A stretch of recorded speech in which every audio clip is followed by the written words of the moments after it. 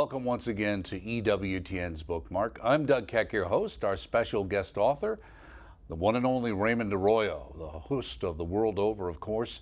This time showing up as an author once again, The Spider Who Saved Christmas, a legend, published by Sophia Institute Press, available through our EWTN religious catalog, EWTNRC.com for all things Catholic. Great to see you, Raymond, as always.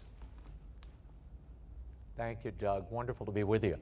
Now, you really are covering the world over these days, not only from a news perspective, but from being an author and literature. We've got all those books you wrote over the years on our beloved Mother Angelica. They're still selling like hotcakes. And, of course, the Will Wilder series, which continues, obviously. But now This is something similar to Will Wilder in the sense of dealing with a youthful subject or a more youthful subject. But it seems like it kind of came out of left field. The Spider Who Saved Christmas. Now, was this an idea you came up with, or where did you find this story?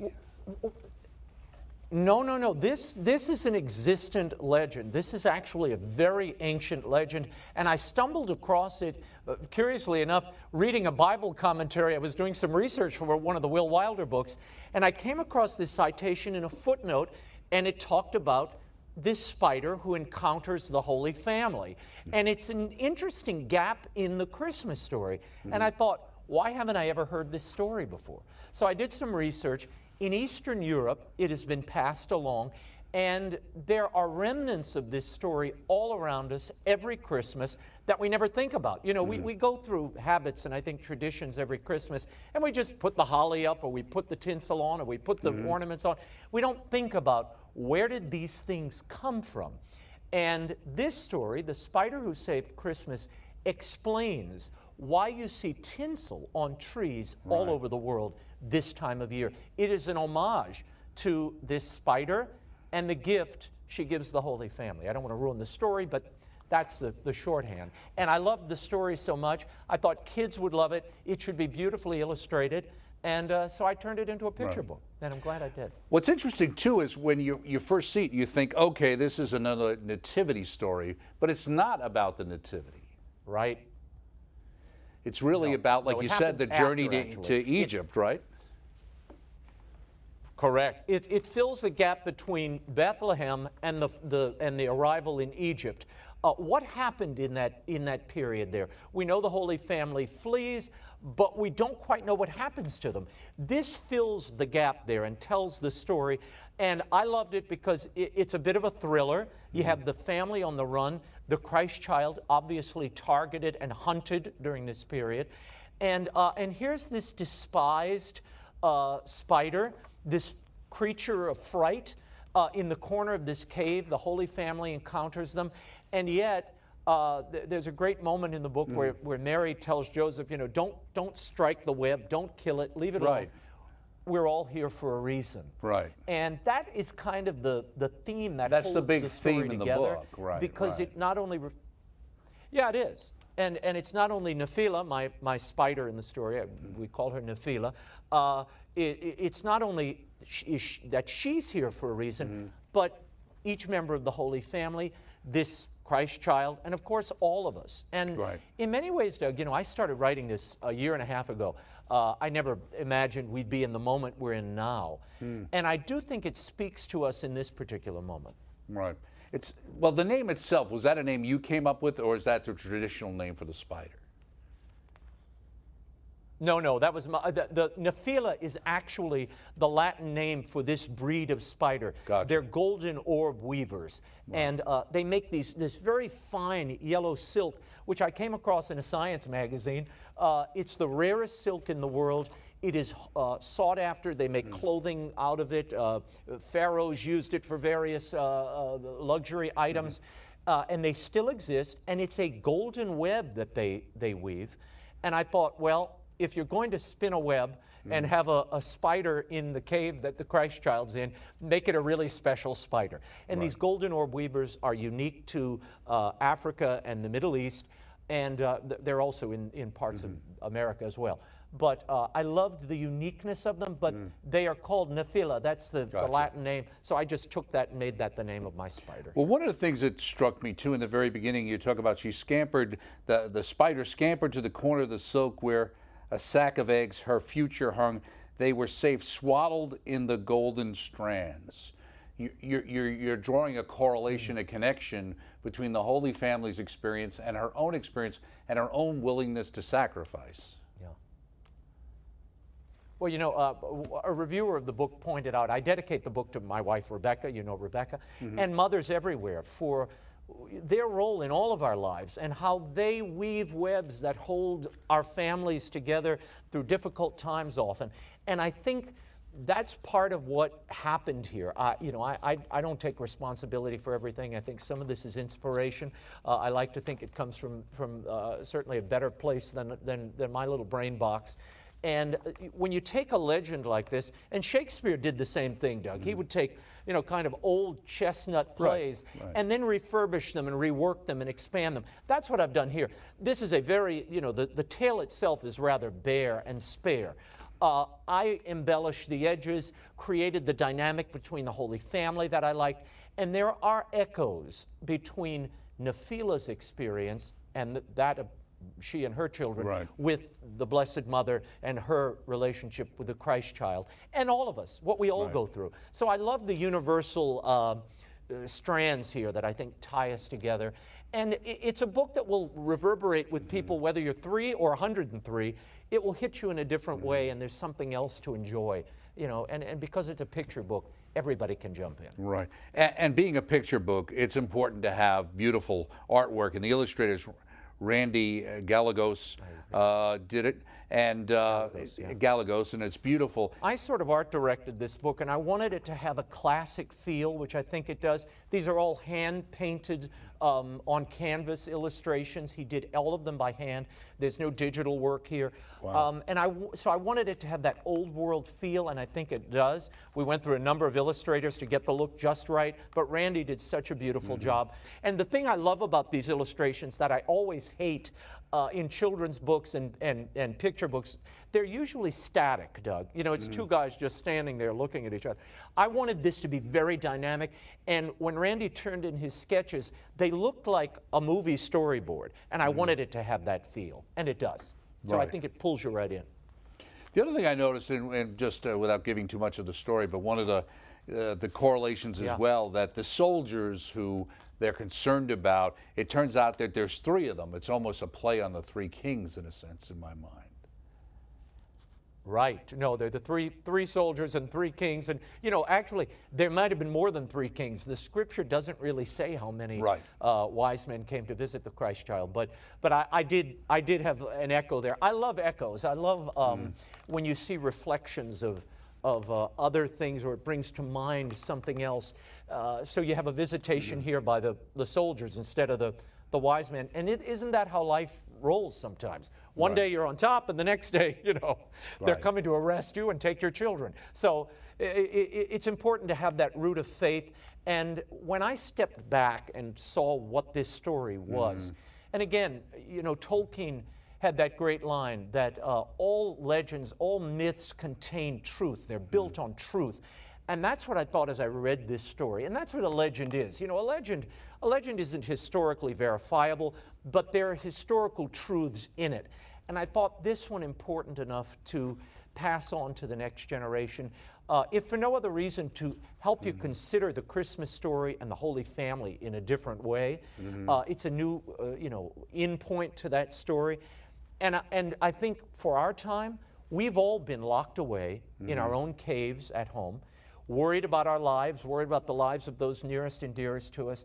And the point of this story, the real heart of it is, hope is found even in the darkest of places. Hope is always there if you have the eyes to see it and if you're looking for it. And I think those of us in this post-COVID or mid-COVID experience, we need that message now. Right, and again, also the faith in God, in the sense that out of the most obscure, odd way, God brings about this kind of salvation for the Holy Family. Right. No, it's you know, doing the ridiculous, trusting a spider, as Mother Angelica would say, you know, do the ridiculous so God can do the miraculous. But he uses natural things. You know, he uses nature and creation. It doesn't come in some other spectacular way. It's often the things we ignore or forget about. That's where the hope is. That's where the divine spark is that God puts in our way to help us along our path. So that theme has always resonated with me, and it runs through a lot of my works, I think. Now, you said it took a period of time. So what took the longest period of time, actually taking the original story and fleshing it out, or getting all these paintings done? Well, both. But the story, the beats were important to me. I wanted it to have a, you know, I don't like kind of pat stories. I like things that have a inner dynamism to them and move, and it's hard to do that with a picture book. You only have 40 pages, so it's you know, you're dealing with a very limited space.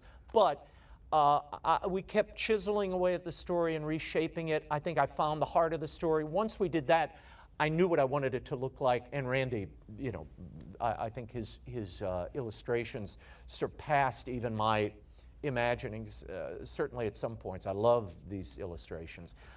They're dynamic, they're beautiful, and I love that they came right from his hand. I wanted somebody that almost had a feeling of an old master, and it has that.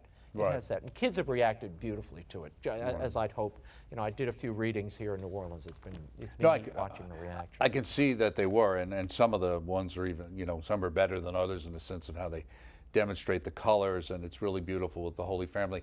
I was wondering also, there's a lot of children's books. You see even more recently coming out, Christmas-oriented, kids-oriented, but a lot of them use verse. You know, they in the sense of having a rhyming scheme and thing like that. Is there a reason you decided not to go in that direction, or it didn't work for you, or what?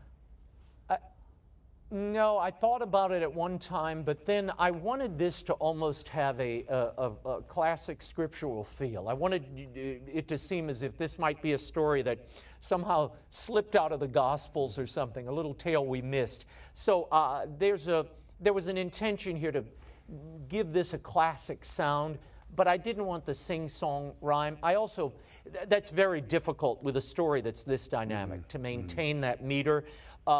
Because of the limitation of words, it gets very hard to do that. So I thought, you know what, that's an extra step I probably don't need. I'd like to keep that year or two of my life, so I'm going to tell the story or these in a dramatic, straightforward these way. These incredibly forced rhymes or something that, you know, that sometimes show up in you see, and that's the problem. If you're not really skilled, or you don't have the time, Doug, I find it's labored, and to me it gets annoying after a time. There are a few people, Hilaire Belloc and a few others, who really pull it off, but it takes a lot of work. Now, you mentioned the fact that you said there was kind of a line through all of your writing, and certainly between the Spider Saved Christmas, Will Wilder, even maybe to Mother Angelica. So let's talk about connecting it in the sense of writing this book and putting this together versus writing the Will Wilder series for children. You know, I often think you don't know what you've written until you've done it, you know, or why you've written it. And oftentimes I'll labor over a book, one of the Will Wilder books, and it's only later that I go, oh, that's what this is about.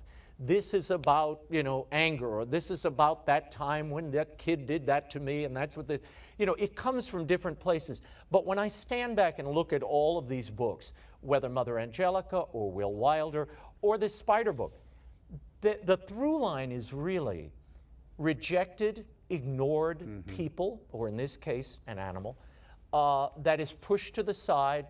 Nobody cares very much for it, or they are even diminished and beaten up a little bit. And that person or that creature ends up being the source of grace for all of us. The one who emerges with the truth in a particular moment, and that brings hope to the entire community, to everybody around them. I think that's the through line here, whether it's Mother, you know, broken child of divorce. She was certainly disparaged, and no one would have imagined that this is the instrument God would use to build this network and everything she accomplished, her religious communities, etc.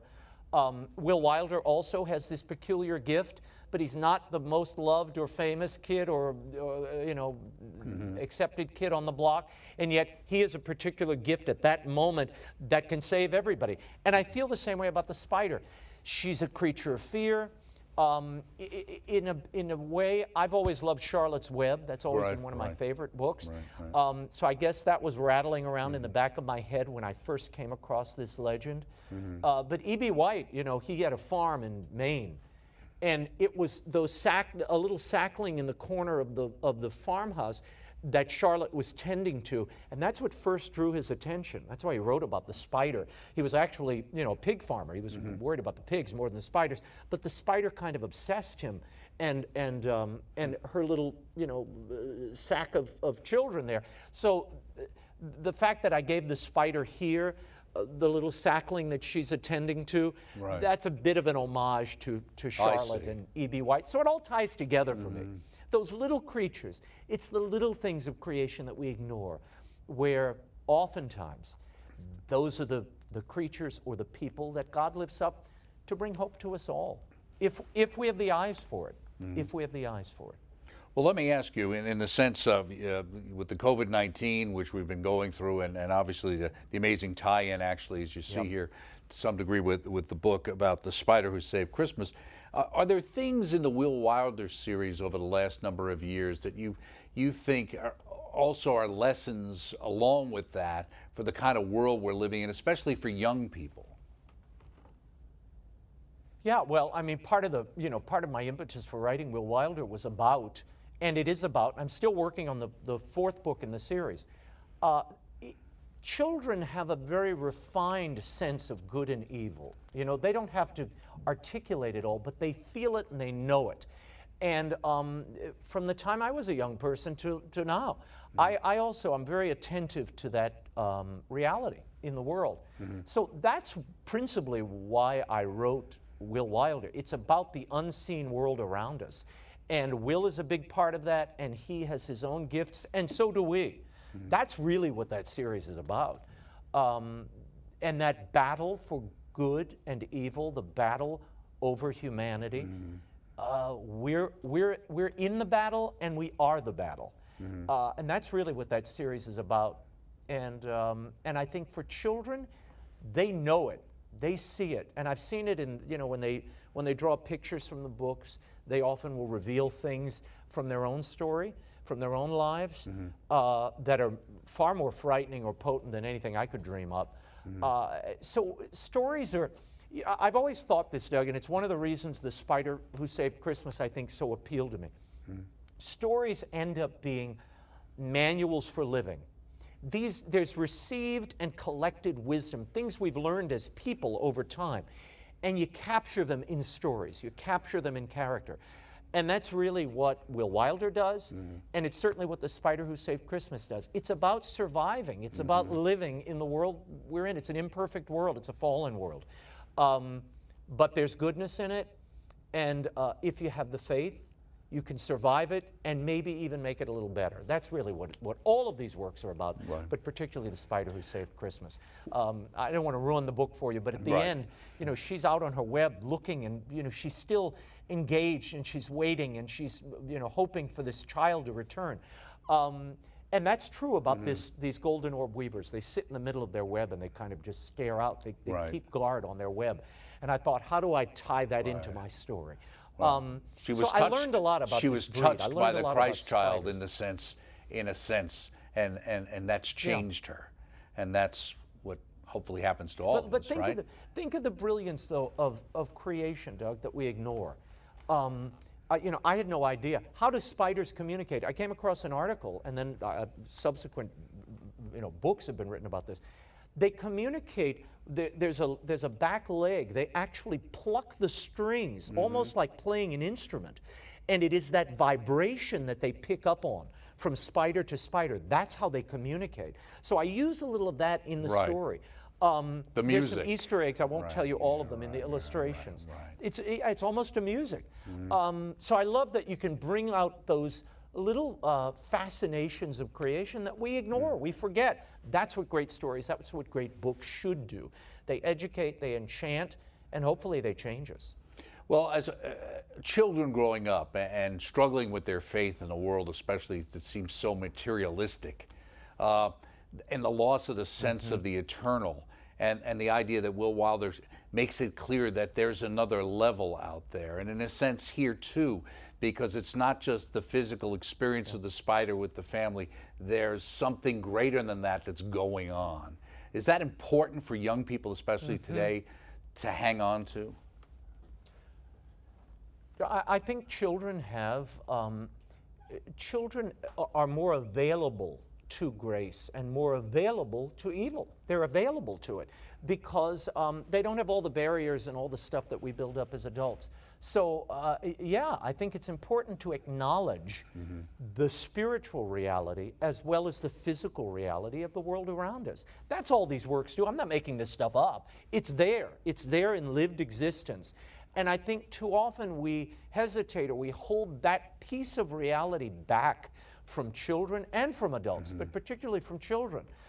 Look, it's hard to get at this thing without being cheesy or campy or, over the top. And that's why I've always hesitated to, to tell. There's certain stories I can't. I've tried. I've attempted to write them, and they've never really come to fruition because it's too on the nose. The spiritual stories rarely work when they're that direct and you push them, big angels appearing and suddenly, fixing the whole universe. That's not reality. That's not rooted in enough hard stuff that we can relate to. Part of the reason the Mother Angelica story, if I can put it that way, her biography, continues to resonate with people is because I made a deliberate effort to paint the entire picture of Rita Rizzo. Her failings, her great glories, her faith, but the things we can relate to, her anger, her upsetment, her failures, her limitations physically. Those are the things that people were first attracted to, and then they could discover and experience the rest of it because you've rooted them in that reality. And I try to approach every project I touch that way. If you don't do that, you lose the audience. And I think so many books in this approaching these topics fail. I mean, think of all the Jesus movies out there. The Passion is one of the very few that nailed it. No pun intended, but nailed the story. And he did that because Gibson painted the reality of that lived existence. Then he opened you up to something else, to something wider, to the eternal. But you've got to be, it's a very delicate process. It's a lot harder than it looks. Well, in thinking of the Mother Angelica books, her autobiography, the biography you wrote, Mother Angelica's Little Book of Life Lessons, Private and Pithy Lessons, Prayers and Personal Devotions. What do you think people could learn from those books who are living today, or saying, or watching EWTN and they watch Mother Angelica and they still get insights, and a lot of them say, gee, we wish with what's going on in the world and the country and the church, we wish Mother was here today. What insights do you think they can still garner from Mother's shows as well as what you wrote? Yeah. Well, I get those notes all the time. Oh, what? I wish Mother were here today. Well, she is here today. She is here today. She left us this great legacy of her insights, of her prayer life, and her own example of living, her own life. That's part of the reason I wanted to tell her story. You and I knew her personally. You could see the complexity of that story and the complexity of this woman. And I didn't want that to be lost in time. And too often, with public figures, some time passes and then you start filing all the edges off. And once you do that, you've lost that person and you lose the story. So the biography is a particular, I think, on-ramp into who she is and was. And the legacy is there. But if you really want to deep dive into Mother Angelica, the Little Book of Life Lessons, I love that book because these are the things she told me, these are the things she told her sisters and her friends, her spiritual counsels, her wise insights to living. They're very practical. Many of them are really funny and insightful at the same time. The scripture book, the Private and Pithy Lessons from the Scriptures, those are her own cliff notes on the Scriptures, her own takeaways.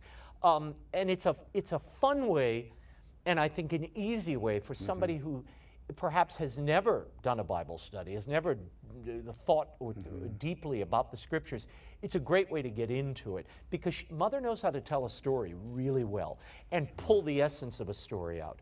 And if you know her background, her life, when you plunge into those later books, you really understand where she's coming from.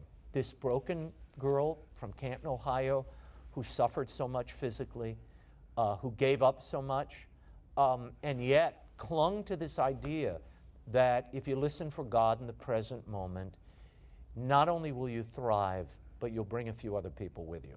And that was, I think, what drove her, and that love of the Eucharist, that love of the church. It was an obsession with her. It was an all-enveloping mission. And I think that runs through those books. I consider them adjuncts to the biography. Right. The three separate books, after that I wrote after that. I really edited those. I didn't write them as much as edit them and shape them from a lot of disparate sources. But I love the way they turned out, and they're good, I think, ways into Mother Angelica and into the spiritual life. Right. Well, I think you can understand it when things still hold up. Those books hold up just like Mother holds up. And thank you so much, Raymond Arroyo, for your latest work, The Spider Who Saved Christmas, a legend, a wonderful book for Catholic families, Christian families everywhere. Sophia Institute Press, available proudly through the EWTN Religious Catalog, EWTNRC.com for all things Catholic. Thank you so much, Raymond Arroyo, for joining us, and thank you all for joining us here on Bookmark. We'll see you next time.